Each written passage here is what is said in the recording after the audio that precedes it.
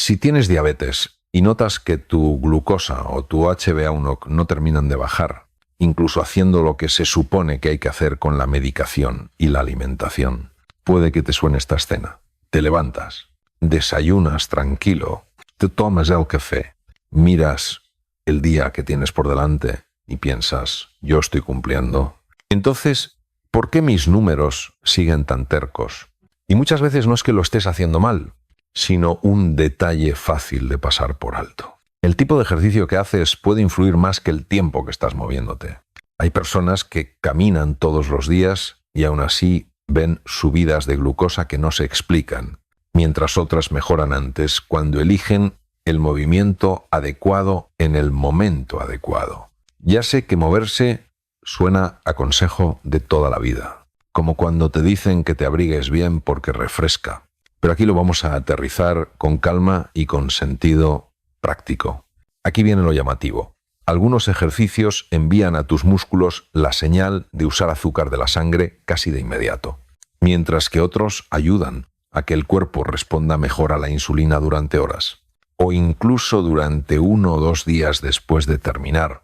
Hoy en día, muchos médicos e investigadores en diabetes insisten en que conviene priorizar ciertos tipos de actividad que actúan como una ayuda natural para controlar la glucosa, sobre todo a medida que cumplimos años.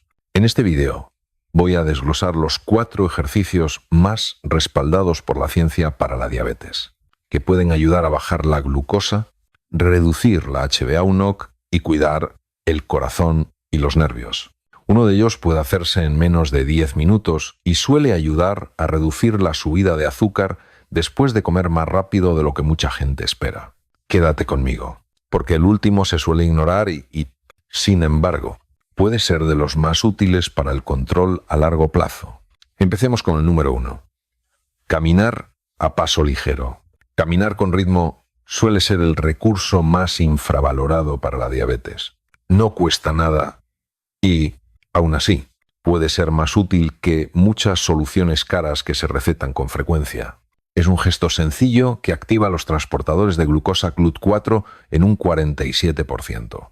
Y eso facilita que las células musculares capten azúcar sin depender de la insulina, algo de lo que casi no se habla.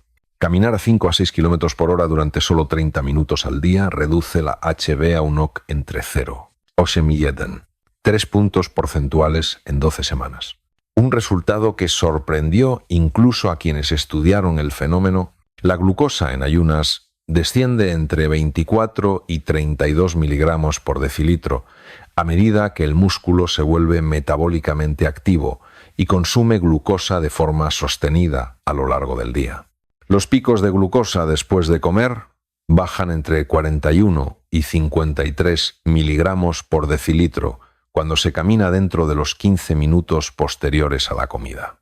Y eso cambia el control de una manera que muchas veces no se pone en el centro de la conversación. La sensibilidad a la insulina mejora entre un 39 y un 48% gracias a una mayor biogénesis mitocondrial. Es decir, se crean nuevas fábricas de energía en el músculo de forma natural.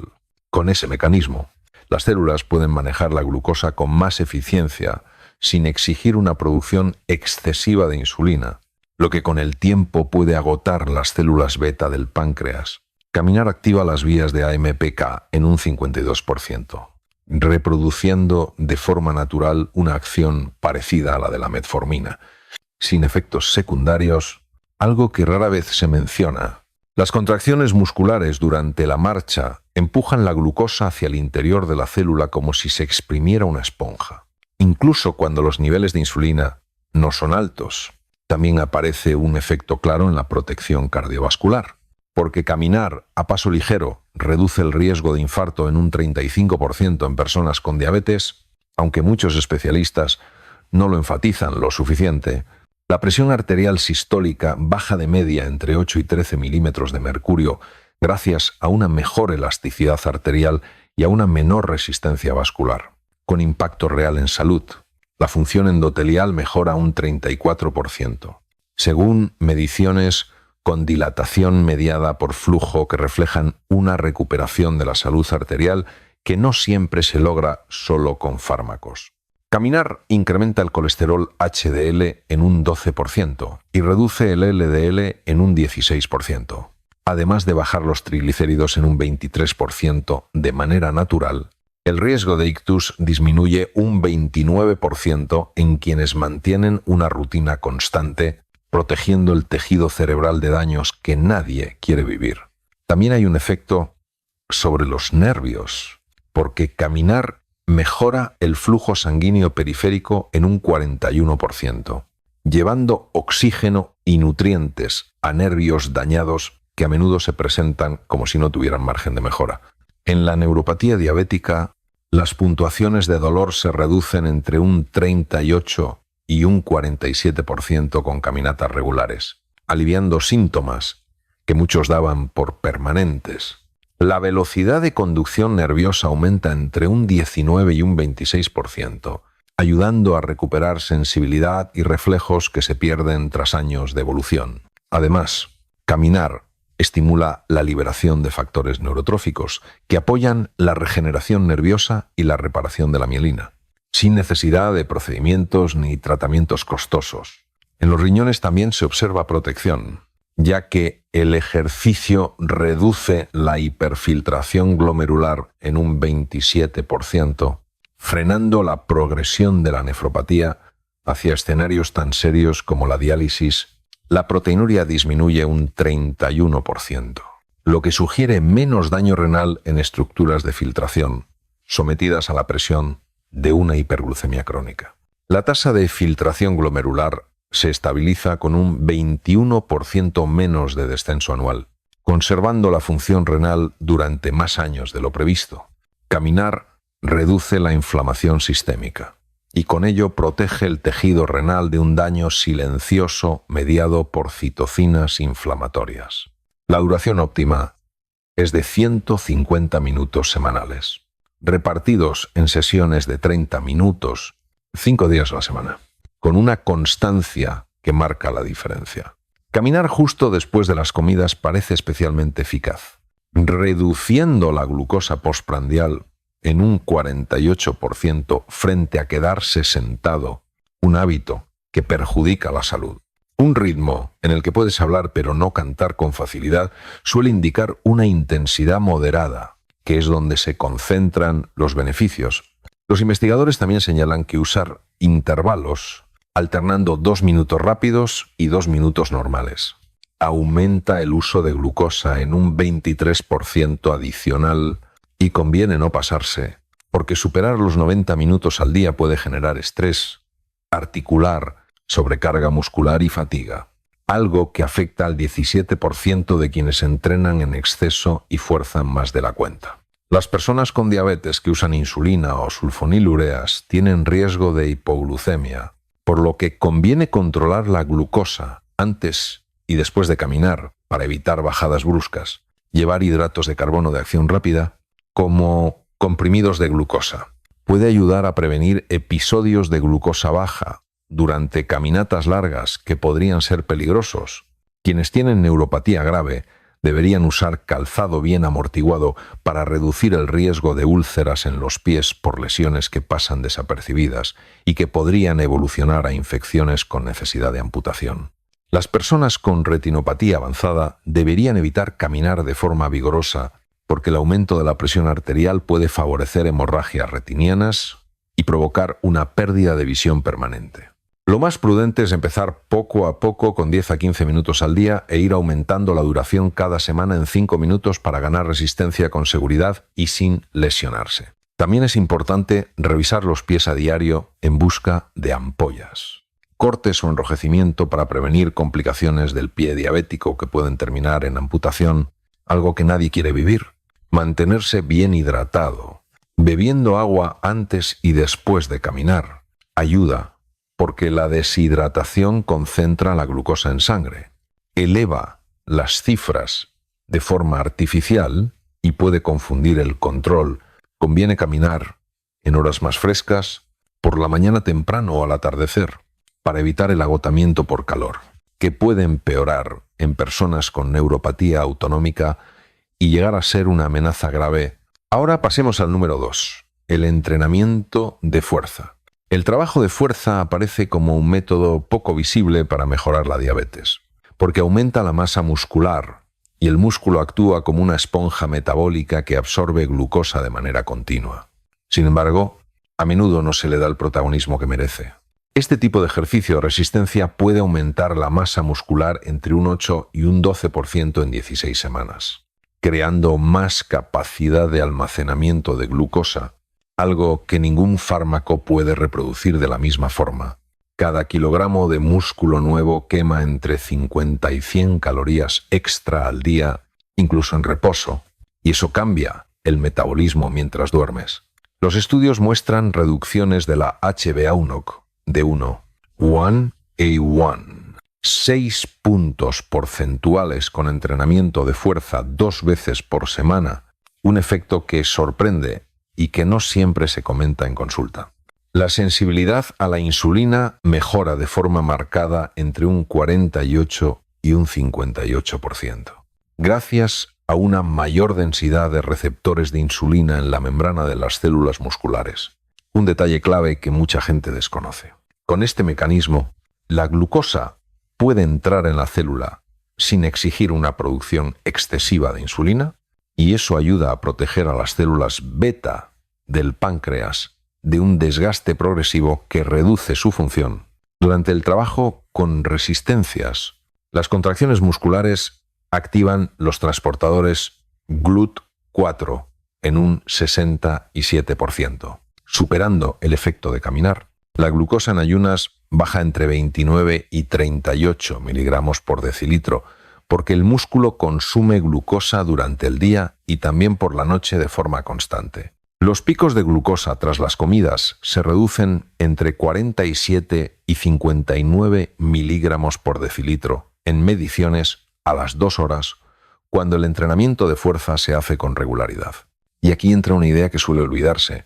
El vaciado de glucógeno durante el esfuerzo crea espacio para almacenar la glucosa que llega después, evitando elevaciones difíciles de manejar. Además, el entrenamiento de fuerza eleva la tasa metabólica basal entre un 7 y un 9%, lo que implica un gasto calórico mayor de manera sostenida y puede facilitar el control del peso. Incluso cuando parece que no hay margen, ese impulso metabólico puede mantenerse entre 48 y 72 horas tras el ejercicio, aportando un apoyo más prolongado al control de la glucosa. También se observan beneficios cardiovasculares, ya que el entrenamiento de fuerza reduce el riesgo de enfermedad cardíaca en un 41% en poblaciones con diabetes. Un punto que merece más atención. La presión arterial sistólica desciende de media entre 6 y 10 milímetros de mercurio por una mejora de la distensibilidad arterial y de la función vascular. Los triglicéridos bajan un 19% y el colesterol HDL sube un 14%, configurando un perfil lipídico más favorable para el corazón. La función endotelial mejora un 29% al aumentar la producción de óxido nítrico, lo que favorece la relajación de los vasos sanguíneos de forma natural. En el terreno neurológico, la regeneración puede acelerarse porque el entrenamiento de fuerza incrementa el factor neurotrófico derivado del cerebro en un 38%, apoyando una reparación nerviosa que durante mucho tiempo se consideró improbable. Los síntomas de neuropatía diabética se reducen entre un 34 y un 44% con un trabajo de resistencia constante, mejorando daños que muchos creían definitivos. El flujo sanguíneo en los nervios periféricos aumenta un 36%, llevando oxígeno y nutrientes necesarios para la reparación de la vaina de mielina, algo que no se consigue igual solo con medicación. También mejora el equilibrio y la coordinación, lo que ayuda a prevenir caídas que ocasionan fracturas en el 52% de las personas mayores con diabetes, poniendo en riesgo la independencia. La protección renal aparece a través de una menor inflamación sistémica y un mejor control glucémico, contribuyendo a frenar la progresión de la nefropatía. La proteinuria disminuye un 27%, lo que sugiere menos daño glomerular asociado a una hiperglucemia crónica que castiga las estructuras de filtración cada día. Además, el entrenamiento de fuerza reduce las citocinas inflamatorias en un 42%, ayudando a proteger el tejido renal frente a un deterioro que, una vez avanzado, resulta muy difícil de detener. La tasa de filtración glomerular se estabiliza y con el tiempo preserva la función renal un 19% mejor que en personas con diabetes sedentarias, ayudando a evitar la diálisis. La densidad ósea aumenta entre un 3 y un 5% al año con el entrenamiento de fuerza, lo que puede prevenir la osteoporosis, que en personas con diabetes aparece al doble de frecuencia y a menudo no se advierte a tiempo.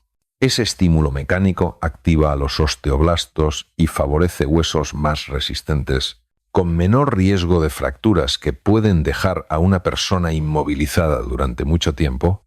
Las mejoras de fuerza del 25 al 40% se traducen en más autonomía para las tareas diarias y ayudan a mantener una calidad de vida que muchos dan por perdida.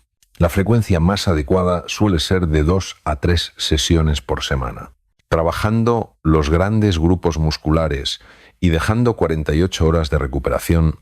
En cada sesión se incluyen 8 a 10 ejercicios, con 2 a 3 series de 10 a 15 repeticiones para desarrollar fuerza de forma progresiva. Lo recomendable es comenzar con cargas ligeras o con el propio peso corporal para aprender la técnica y evitar lesiones que frenen el avance. La sobrecarga progresiva, aumentando la resistencia un 5 a un 10% cada 2 semanas, permite que el cuerpo siga adaptándose y que el músculo crezca de manera natural. En cambio, entrenar fuerza en exceso, por encima de 5 sesiones semanales, puede llevar a un síndrome de sobreentrenamiento, con un aumento del cortisol que, de forma paradójica, eleva la glucosa y empeora el control. Un volumen excesivo incrementa el riesgo de lesión en un 73%, incluyendo roturas musculares, daño articular e inflamación de tendones, problemas que pueden cortar el progreso de golpe. Quienes tienen una glucosa mal controlada por encima de 250 miligramos por decilitro deberían posponer el ejercicio hasta que los niveles se estabilicen para evitar complicaciones. Las personas con retinopatía proliferativa deben evitar levantar cargas muy pesadas, porque el aumento de la presión intraocular puede desencadenar hemorragias retinianas y causar ceguera permanente. Conviene medir la glucosa antes de entrenar y asegurarse de que se mantiene entre 100 y 250 miligramos por decilitro para que la sesión sea segura. En personas que usan insulina, en días de entrenamiento a veces se ajusta la dosis entre un 20 y un 30% para reducir el riesgo de hipoglucemia. Y ese ajuste se hace con criterio y supervisión. También es importante utilizar un calzado adecuado y amortiguado para evitar lesiones en el pie que puedan convertirse en úlceras infectadas con necesidad de amputación en personas con diabetes. Ahora hablemos del entrenamiento interválico de alta intensidad, conocido como HIIT. El HIIT se presenta como una de las opciones más rápidas para mejorar el control de la diabetes, porque requiere solo 15 a 20 minutos y puede rendir más que sesiones largas de 1 hora. Este tipo de ejercicio alterna ráfagas intensas con periodos de recuperación y desencadena adaptaciones metabólicas que se mantienen durante 48 horas después de terminar. Los estudios muestran reducciones de la HbA1c de 1, 2A1, 9 puntos porcentuales en 12 semanas, con 3 sesiones semanales, un resultado que llamó la atención de muchos especialistas. La glucosa en ayunas baja entre 34 y 43 miligramos por decilitro. A medida que el músculo desarrolla una mayor capacidad para extraer glucosa de la sangre, un punto que no siempre se explica con claridad, la sensibilidad a la insulina aumenta entre un 58 y un 71% al mejorar la densidad mitocondrial, creando fábricas de energía más eficaces dentro de las células musculares. Esa mejora puede facilitar que la glucosa entre en el músculo sin necesidad de grandes cantidades de insulina y con ello ayuda a no forzar en exceso a las células beta del páncreas. El HIIT activa las vías de AMPK en un 83%, por encima de otras modalidades de ejercicio. Los picos de glucosa tras las comidas se reducen entre 56 y 68 miligramos por decilitro en mediciones a las 2 horas, ofreciendo un control que muchas personas no consiguen con facilidad. El efecto post-ejercicio eleva el gasto calórico entre un 15 y un 20% durante 24 horas. Debido al aumento del consumo de oxígeno tras el esfuerzo, ese consumo extra puede traducirse en 150 a 300 calorías adicionales gastadas sin hacer trabajo extra. Además, el HIIT mejora el VO2 máximo entre un 18 y un 24%, elevando la forma cardiovascular y la entrega de oxígeno a todos los tejidos. El vaciado de glucógeno durante los intervalos crea más espacio de almacenamiento para la glucosa que llega después, lo que ayuda a prevenir subidas marcadas. La protección cardiovascular también es notable, ya que el HIIT reduce la mortalidad por enfermedad cardíaca en un 46% en poblaciones con diabetes, algo que merece más atención. La presión arterial sistólica baja de media entre 12 y 17 milímetros de mercurio gracias a una mejor elasticidad arterial y a una función endotelial más eficiente. El volumen sistólico aumenta un 19%, lo que significa que el corazón bombea más sangre en cada latido y trabaja con más eficiencia bajo esfuerzo. La función endotelial mejora un 41% por una mayor producción de óxido nítrico, lo que favorece la dilatación de los vasos sin depender de medicación. Los triglicéridos bajan un 27% y el colesterol HDL sube un 19%, configurando un perfil lipídico más favorable frente a la aterosclerosis. El tamaño de las partículas de LDL aumenta, volviéndose más grandes y menos aterogénicas. Y con ello se reduce la formación de placa en un 34% de forma natural. La variabilidad de la frecuencia cardíaca mejora un 31%, lo que se asocia con un mejor funcionamiento del sistema nervioso autónomo y una mayor resiliencia del corazón ante el estrés. La regeneración nerviosa también puede acelerarse, porque el HIIT aumenta los niveles de BDNF en un 52%, apoyando una reparación nerviosa que durante años se consideró fuera de alcance. Los síntomas de neuropatía diabética se reducen entre un 41 y un 53% con HIIT constante, mejorando daños que algunos endocrinólogos consideran definitivos.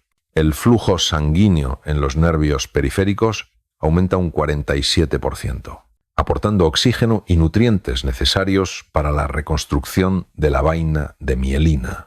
También puede mejorar la función cognitiva, con un 27% de avance en pruebas de memoria.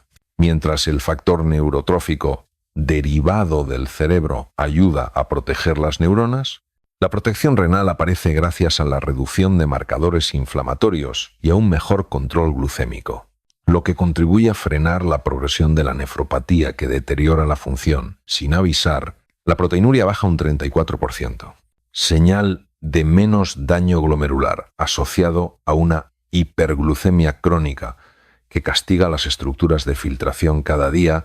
La tasa de filtración glomerular se estabiliza con una preservación un 24% mejor que en personas con diabetes sedentarias, lo que ayuda a posponer la diálisis durante más años. El protocolo más habitual requiere 3 sesiones por semana, realizando de 8 a 10 intervalos de 30 segundos al máximo esfuerzo. Los periodos de recuperación duran de 60 a 90 segundos a baja intensidad, permitiendo que la frecuencia cardíaca se recupere entre ráfagas. El entrenamiento completo suele ocupar de 15 a 25 minutos, incluyendo calentamiento y vuelta a la calma para reducir el riesgo de lesión. Hacer HIIT en exceso, por encima de 4 sesiones semanales, aumenta el cortisol y puede elevar la glucosa de forma paradójica, anulando parte del progreso. Una intensidad excesiva eleva el riesgo de lesión en un 81%, incluyendo roturas musculares, daño articular y eventos cardíacos. Las personas con hipertensión no controlada por encima de 160/100 milímetros de mercurio deben estabilizar la presión antes de empezar con HIIT. Quienes tienen retinopatía avanzada deberían evitar el HIIT, porque picos extremos de presión arterial pueden desencadenar hemorragias retinianas y causar ceguera. Conviene medir la glucosa antes de la sesión y asegurar que se mantiene entre 100 y 250 miligramos por decilitro para entrenar con seguridad. En quienes usan insulina, en días de HIIT, a veces se ajusta la dosis entre un 30 y un 40% para prevenir hipoglucemias. Las personas con enfermedad cardíaca necesitan una valoración médica y una prueba de esfuerzo antes de intentar intervalos de alta intensidad. Es mejor comenzar con intervalos de intensidad moderada y construir la forma física de manera gradual durante 4 a 6 semanas antes de buscar esfuerzos máximos. Hay que vigilar señales de alarma como dolor en el pecho, falta de aire desproporcionada o mareo, que obligan a parar de inmediato. Mantenerse hidratado bebiendo agua durante la sesión es importante, porque la deshidratación concentra la glucosa en sangre y puede confundir el control de forma peligrosa. Por último, veamos el yoga y el movimiento mente-cuerpo. El yoga y estas prácticas se presentan como una ayuda olvidada en la diabetes, porque reducen hormonas de estrés que elevan la glucosa de forma constante. Esta práctica puede bajar el cortisol entre un 31 y un 39%, ayudando a evitar subidas de glucosa relacionadas con el estrés. Un aspecto que a veces no se aborda bien. Los estudios muestran reducciones de la HbA1 de 0, 7A1, 2 puntos porcentuales en 12 semanas con práctica diaria de yoga, sorprendiendo incluso a investigadores escépticos. La glucosa en ayunas desciende entre 21 y 29 miligramos por decilitro cuando se recupera el equilibrio del sistema nervioso y se favorece una regulación metabólica más armónica. La sensibilidad a la insulina mejora entre un 34 y un 43% por la activación del sistema nervioso parasimpático, lo que favorece mecanismos celulares de captación de glucosa. Esa respuesta de relajación contrarresta hormonas de estrés que bloquean receptores de insulina y hacen que las células se vuelvan resistentes a la entrada de glucosa. El yoga reduce citocinas inflamatorias en un 38%, incluyendo IL-6 y TNF-alfa, que se asocian directamente con resistencia a la insulina. Los picos de glucosa tras las comidas bajan entre 32 y 41 miligramos por decilitro cuando se practica yoga dentro de los 30 minutos posteriores a comer. El mecanismo de reducción del estrés es especialmente relevante porque el estrés crónico mantiene la glucosa elevada entre 15 y 25 miligramos por decilitro de forma continua.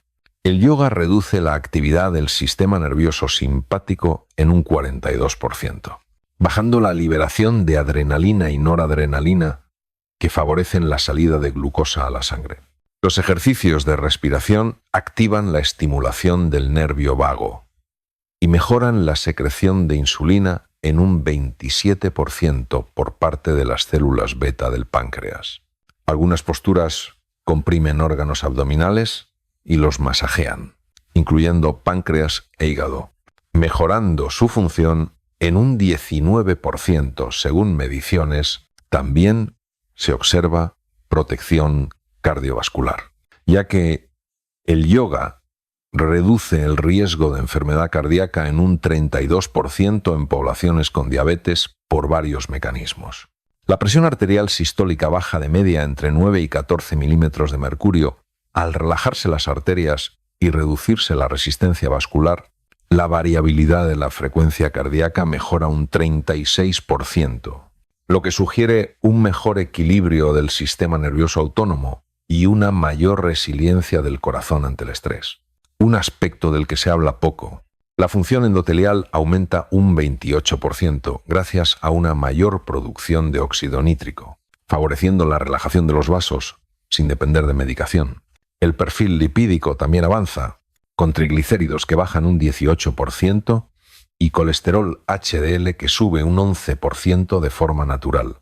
La parte meditativa reduce el estrés oxidativo y protege al colesterol LDL de la oxidación en un 29%, lo que ayuda a frenar la aterosclerosis. Disminuye la rigidez arterial. Mejoran las mediciones de velocidad de onda de pulso y eso se interpreta como una función vascular más joven. La regeneración nerviosa puede acelerarse porque el yoga aumenta el factor de crecimiento nervioso en un 34%, apoyando una reparación de la mielina que durante mucho tiempo se consideró inalcanzable. Las puntuaciones de dolor por neuropatía diabética bajan entre un 37 y un 46% con práctica constante, mejorando síntomas que muchas personas creen definitivos. El equilibrio y la propiocepción aumentan un 41%, reduciendo caídas que pueden terminar en fracturas en personas mayores con diabetes y poner en riesgo la independencia. El componente de atención plena también mejora la tolerancia al dolor en un 28%, cambiando la forma en que el cerebro procesa la sensación dolorosa mediante mecanismos de plasticidad. La protección renal se relaciona con menor inflamación sistémica y un mejor control de la presión arterial, lo que ayuda a frenar una progresión silenciosa del daño. La proteinuria disminuye un 23%, indicando menos daño glomerular asociado a una hiperglucemia crónica que agreda a diario las estructuras de filtración. Al reducir hormonas del estrés, también se protege el tejido renal frente a un deterioro ligado al cortisol que se instala de forma lenta con los años. La densidad ósea mejora entre un 2 y un 4% al año con posturas de yoga que soportan peso, ayudando a prevenir la osteoporosis que afecta a personas con diabetes. En el plano emocional se observan beneficios, con una reducción del 44% en depresión y del 38% en ansiedad, lo que puede favorecer la adherencia al tratamiento. La calidad del sueño mejora de forma marcada, y esto se asocia con una mejor sensibilidad a la insulina, ya que dormir mal empeora esa resistencia en un 31% cada noche. La práctica más adecuada suele ser de 30 a 45 minutos diarios, combinando posturas, respiración y meditación para integrar los beneficios. Las modalidades de yoga más dinámicas aportan mayor componente cardiovascular, mientras que el yoga suave y restaurativo reduce mejor las hormonas de estrés. Entre las posturas consideradas útiles están los saludos al sol, las posturas del guerrero, la postura del puente y las flexiones hacia adelante sentadas, que comprimen el abdomen. Excederse con yoga intenso más allá de 90 minutos al día puede provocar sobrecarga articular, lesiones musculares y un aumento de cortisol por esfuerzo excesivo. Las personas con retinopatía grave deberían evitar posturas invertidas, porque el aumento de la presión intraocular puede desencadenar hemorragias retinianas y causar ceguera. Quienes tienen neuropatía severa necesitan especial cuidado con el equilibrio y adaptaciones de posturas para evitar caídas por la pérdida de propiocepción y sensibilidad. Conviene medir la glucosa antes de la práctica y comprobar que se mantiene entre 100 y 250 miligramos por decilitro para una sesión segura. En quienes usan insulina, a veces se ajusta la dosis entre un 10 y un 20% cuando bajan las hormonas de estrés de forma natural. Es mejor evitar el yoga con calor por encima de 40 grados, porque el estrés térmico eleva el cortisol y puede aumentar la glucosa de manera paradójica. Mantenerse hidratado durante la práctica es importante, ya que la deshidratación concentra la glucosa, eleva las cifras de forma artificial y puede confundir decisiones de control. Las personas con hipertensión no controlada deberían evitar técnicas de retención de la respiración que elevan la presión de manera temporal durante las pausas. Empezar con clases para principiantes ayuda a aprender una alineación correcta y a prevenir lesiones que desaniman y hacen que se abandone. Escucha las señales del cuerpo y evita el dolor que indica daño tisular, no la sensación saludable de estiramiento. Y esta es la realidad. Cuando se elige el ejercicio adecuado y se practica con constancia y de forma correcta, puede actuar como una ayuda natural en el control de la diabetes. Si este vídeo te ayudó a entender cómo el movimiento puede contribuir a bajar la glucosa y la HbA1c, dale a me gusta para apoyar el canal y para que otras personas lo encuentren.